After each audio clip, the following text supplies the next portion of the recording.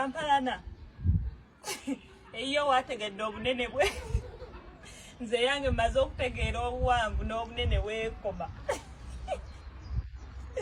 Abampalana mufenga muzunga. Abantu mmwe kyova olaba nti mufa ebizibu bye mutamanyi.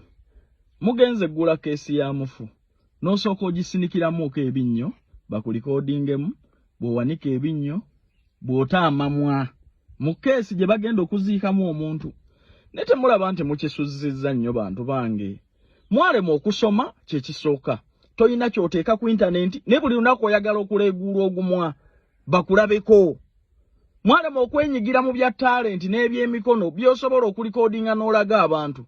Ne buli lunaku oyina okutaakatambi. Temulaba nti mukisusiza. Emagombe bw'osoomooza teri agenda ayagala. Oli mu keesi gye bagenda okuziikamu omuntu. Oli mu kutaga nnyo. Oyasamye agamwa. Olinga agamba nti waliwo gwe baziika ayagala. Eriyo ayingira mu keesi eyo nga tasoose kukaaba maziga. Eriyo agenda emagombe nti ayagala. Kyopulaba nti mufunye ebizibu bye mutamanyi. N'okola obwamalaaya emyaka gyonna. Nga naye tomanyi we wajja kisiraani. Kyopulaba nti mufudde temunnatuuka.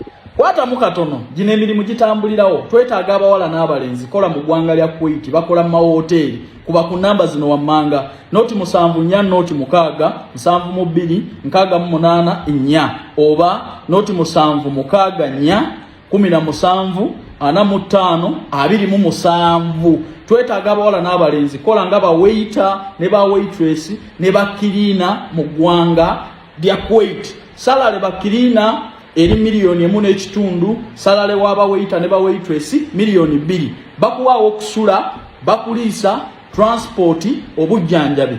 Mbajjukiza n'ekya vacation buli mwaka ekyo kibadde tekiriiwo. Contract ya myaka 2 mutambulirawo, interviews zigenda maaso. Ate abakulu ba staff ba Uganda babagambye nti sente zo ziteekamu ng'omaze kulaba ku visa. Bakubireko twesangeyo.